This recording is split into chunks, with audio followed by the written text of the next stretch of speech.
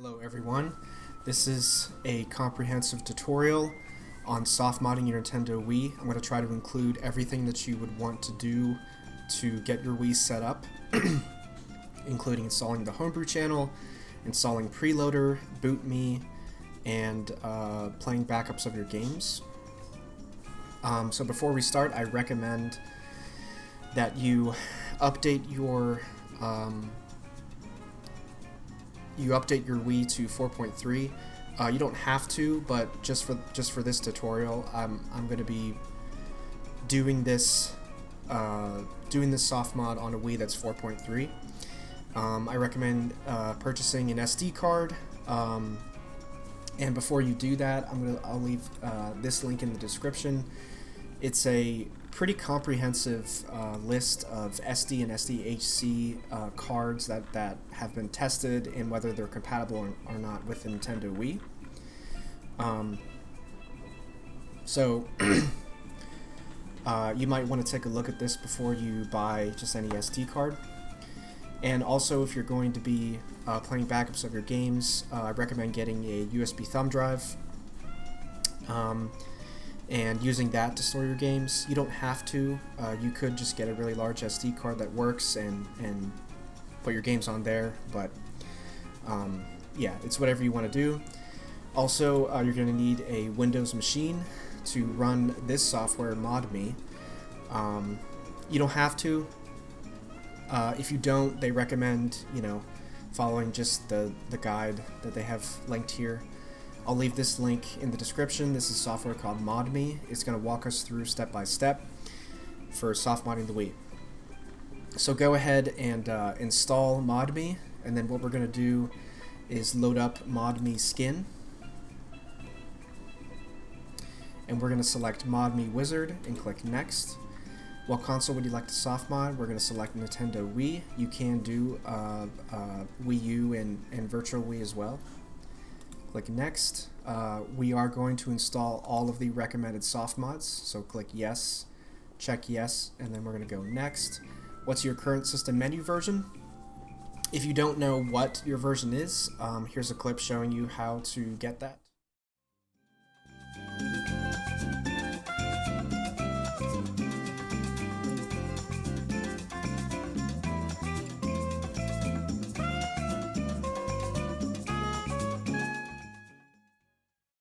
So mine is 4.3. I'm going to click Next.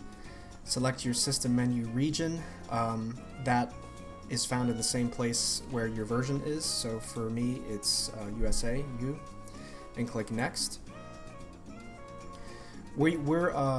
Here's the exploit that we're going to use. There's a lot of them.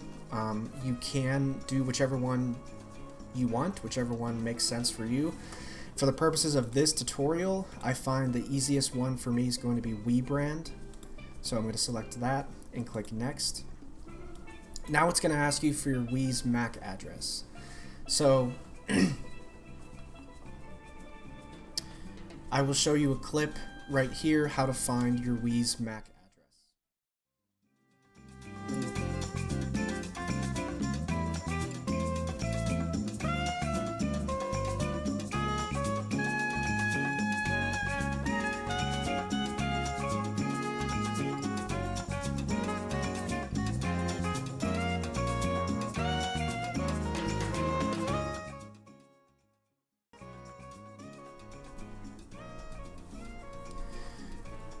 Okay, and once you've found it, I'm going to go ahead and enter mine and then click Next.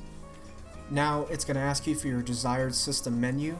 I recommend selecting 4.3 just because it's the latest one, and there's really no technically there's themes you can download, and you can select 4.1. There's really no real differences between 4.3 and 4.2 and 4.1, just that 4.2 and 4.3 were created to try to block different exploits for installing the Homebrew channel. So I'm just going to do 4.3 and click Next. And here we're going to choose the channels that we'd like to install. Choose whichever ones you want, so I'm going to choose all of these. and click next. And now it's going to ask you for a custom theme on your Wii. So here they have a themes and channel effects on YouTube that you can check out, and they have some defaults here. I'm going to select the Dark Wii green theme and click next. Would you like to set up a USB loader? So if you're planning to play backups of your games on your USB drive, select yes and click next. And here, what USB loader would you like to use? I recommend choosing USB Loader GX. You can choose whichever one you want. Or you can do all of the above, just so that you have them there. And then click next. Here it's going to ask where you would like to save your USB Loader app, games, and covers. For me, I'm going to be storing all of this on my USB thumb drive. So now it's going to ask you where to save your files for your SD card. Click Browse, go to your drive where you installed BootMii, find the BootMii folder. If there's a folder called Copy to USB, if it's not there, go ahead and create it. So select Copy to SD and click Next. Now it's going to ask you where to save your files for USB hard drive. Same process, create this folder if it's not already there, just so that everything's organized, and click Next. And now you can review your settings and everything there, and then click Finish. Okay, so once it's done, you should see this screen. Go ahead and click Finish, and then plug in, and we can exit out of this. Go ahead and plug in your SD card and your thumb drive if you have one.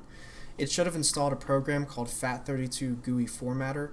What you want to do is you want to format, you want to find the drive letter of your SD card and your thumb drive if you have one, and format it to FAT32. Just do a quick format. You can name it whatever you want.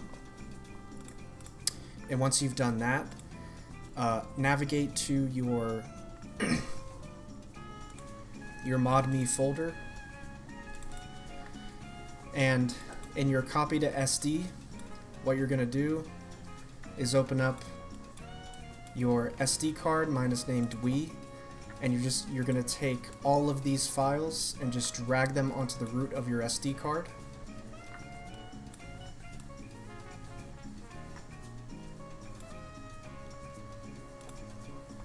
And then what you're going to do is you're going to go into the copy to USB if you have a thumb drive, and then you're going to take all of these files, all these folders, and copy it into the root of your thumb drive. I'm not going to copy in the WBFS because I already have games in there and I don't need to do that. Go ahead and wait. Okay, once everything is transferred over, we can go ahead and safely eject your SD card and your thumb drive.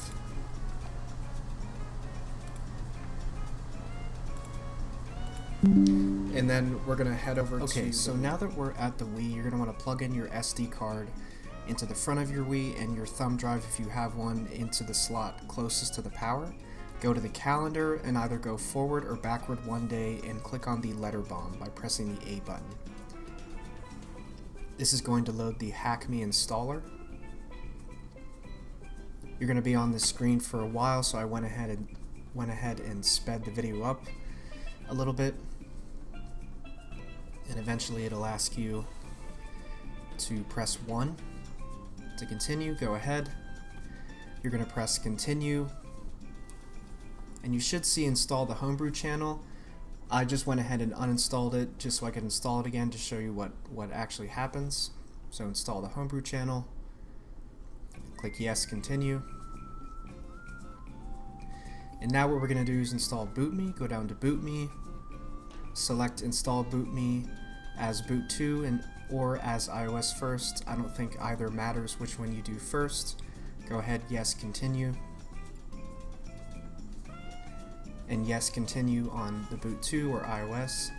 That should take a while. I sped it up, press continue, and now what we're going to do is return to the main menu and exit. This will bring you back to the Homebrew channel.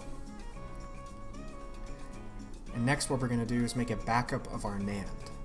So making a backup of your NAND ensures that in case you accidentally brick your Wii, you're able to restore it.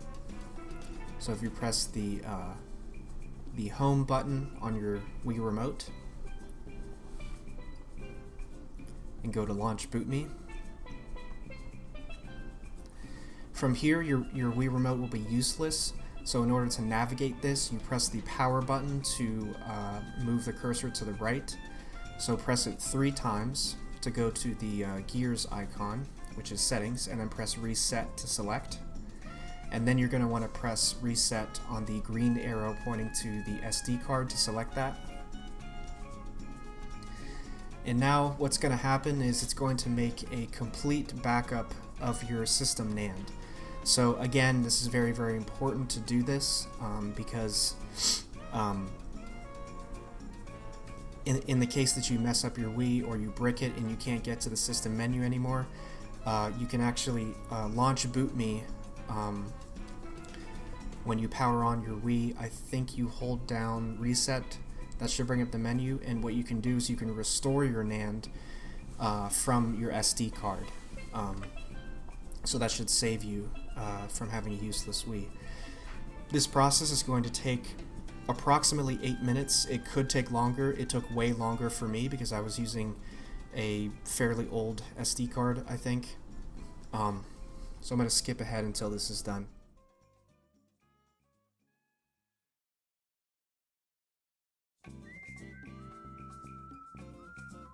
So again, I sped this video up and I cut it to where it starts verifying. It's very important that you let it verify to get rid of any bad blocks. This is going to create a BootMii folder with some files in it and a keys.bin and nan.bin. Go ahead and back those files up. Here, hit any button to exit, meaning you can hit power or reset. You want to back up those files that it created, the BootMii and the So here, navigate back to the back arrow with the power button, and then go to the Homebrew channel by pressing power and reset. Now what we're going to do is we're going to install Preloader. Go ahead and click the Preloader installer and load it.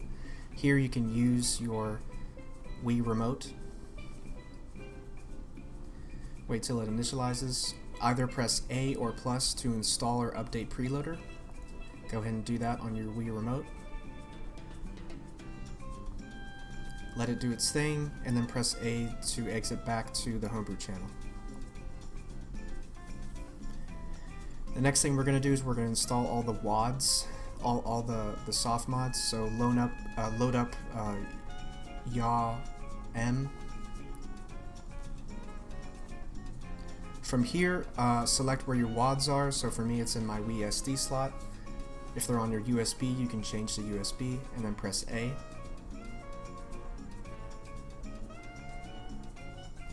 Here, move down one and then hold the plus button on your Wii remote to select all of the WADs that it has found, and then press A. This is going to take a while, so I'm going to speed this up.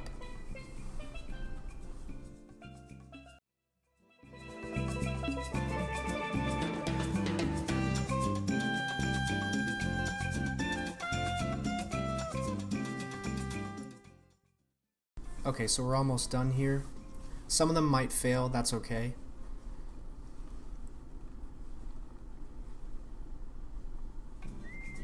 Once it's done,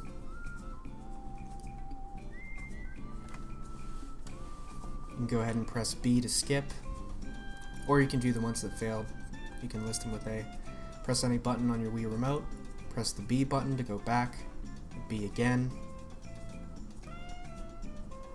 and then press the home button on your Wii remote to go back to the Homebrew channel.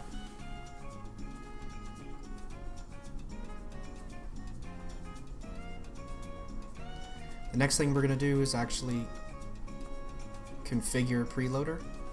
So go ahead and launch load preloader app, excuse me.